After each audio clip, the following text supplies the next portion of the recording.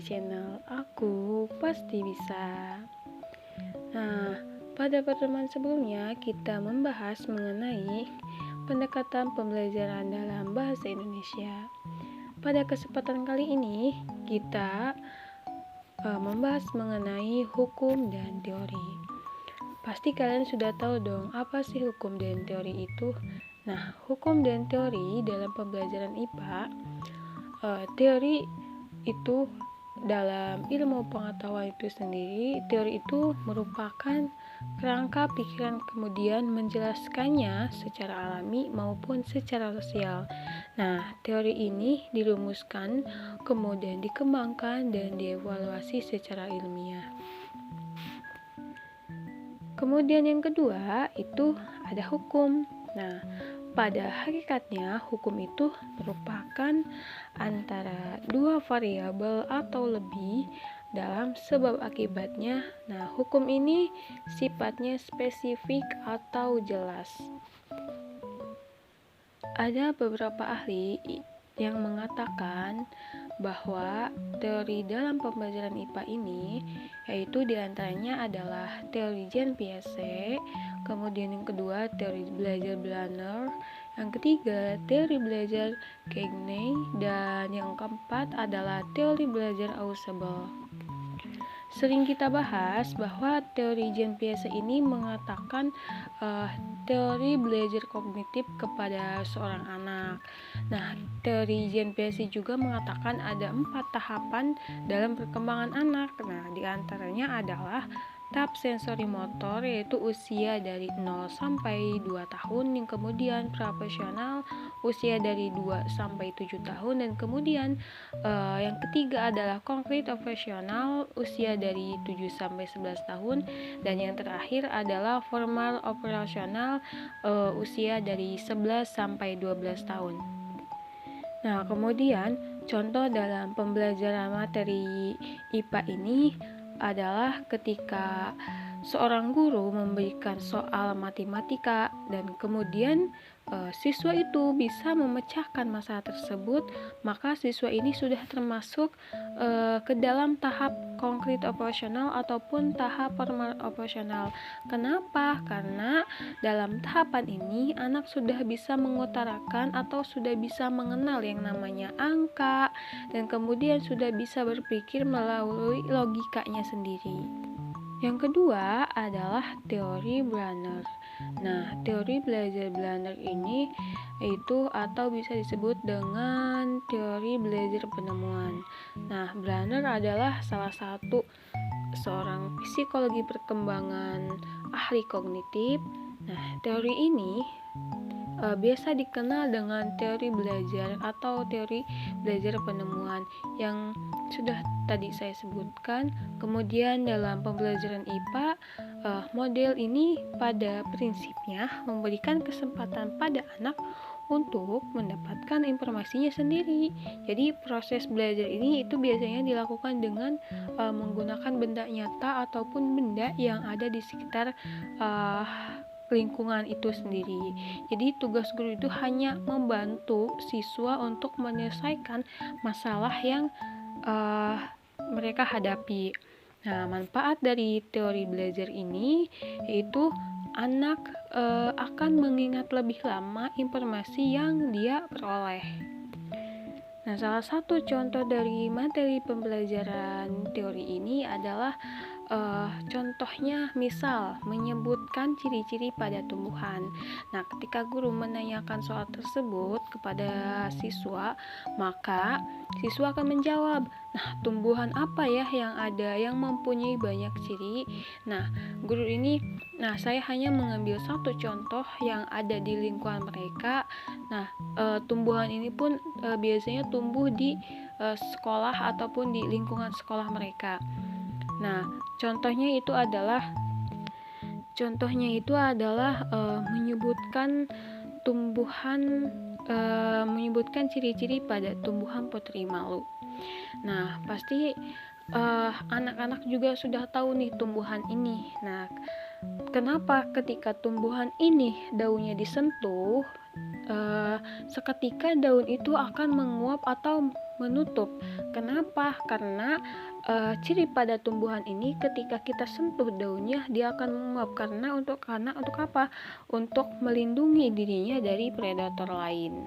Maka oleh karena itu ketika kita daunnya itu disentuh, dia akan menguap ataupun kayak seperti seolah-olah dia layu. Sebenarnya itu bukan layu, tetapi dia menutup daunnya untuk melindungi dirinya dari predator lain. Kemudian teori yang ketiga yaitu teori belajar Gigny. Jadi Gigny itu adalah seorang pencetus teori belajar yang menyatakan bahwa belajar itu merupakan suatu proses yang memungkinkan seseorang untuk mengubah tingkah lakunya cukup cepat. Artinya perubahan yang terjadi tersebut yang serupa itu berada di situasi yang baru, maka tingkah laku anak tersebut tidak berubah. Jadi ketika si anak berada di posisi A dan kemudian si anak pindah ke posisi B, maka tingkah laku seorang anak yang berada di posisi B dia tidak akan berubah ke posisi B. Karena kenapa? Karena si anak itu sudah termasuk dalam teori ini, teori yang ketiga. Yang terakhir adalah teori belajar Ausubel, atau bisa kita lihat teori belajar bermakna. Nah, Ausubel itu adalah seorang ahli psikologi kognitif. Kemudian Ausubel itu mengemukakan belajar bermakna. Nah, akan terjadi apabila informasi baru dapat dikaitkan dengan konsep-konsep yang sudah terdapat dalam struktural kognitif individu. Jadi peristiwa psikologi belajar bermakna ini untuk memenuhi informasi baru dalam kognitif seseorang.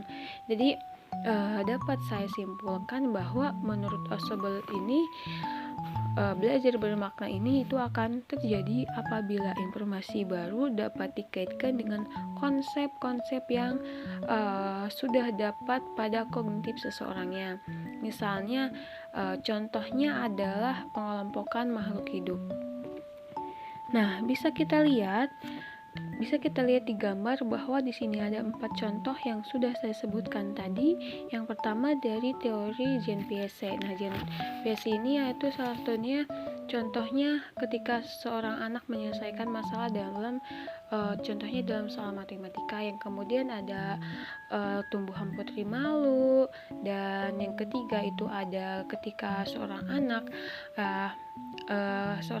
yang berada di posisi A dan kemudian tingkah lakunya tidak akan berubah ketika si anak itu berada di lingkungan luar atau lingkungan di luar sekolahnya.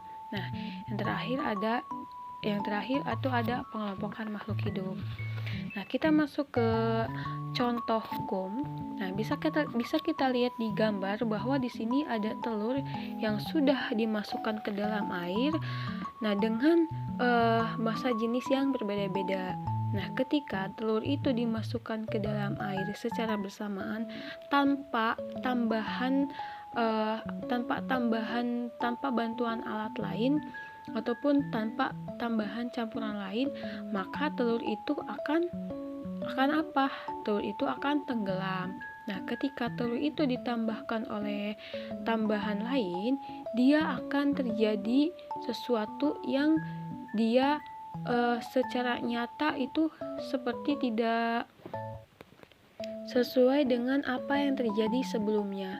Bisa kita lihat di sini ada tenggelam, melayang, dan terapung. Nah, maka itu akan terjadi oleh sebab dan akibatnya. Kita masuk kepada tenggelam. Nah, kenapa Bu kok ini bisa tenggelam? Nah, ini bisa kita lihat di gambar. Ketika telur dimasukkan ke dalam air, dia akan tenggelam. Kenapa? Karena massa jenis bendanya itu lebih berat daripada massa jenis air.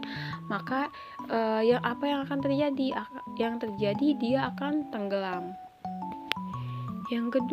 Yang kedua itu adalah melayang. Bisa kita lihat di gambar bahwa ketika air ditambahkan dengan sedikitnya garam, maka apa yang akan terjadi? Yang terjadi ketika telur itu dimasukkan, dia akan mengapung atau melayang. Kenapa kok bisa? Karena massa jenis telur itu sama dengan massa jenis air. Oleh sebab itu dia akan melayang. Kemudian yang ketiga ada terapung. Nah, ketika air ditambahkan dengan secukupnya garam, maka apa yang akan terjadi? Yang akan terjadi, telur akan terapung ke atas karena massa jenis telur itu lebih kecil daripada massa jenis air. Nah, itu adalah sedikit penjelasan mengenai hukum dan teori dalam materi pembelajaran IPA berikut dan contoh-contoh yang ada dalam hukum dan teori itu. Thank you kepada teman-teman yang sudah menonton video ini.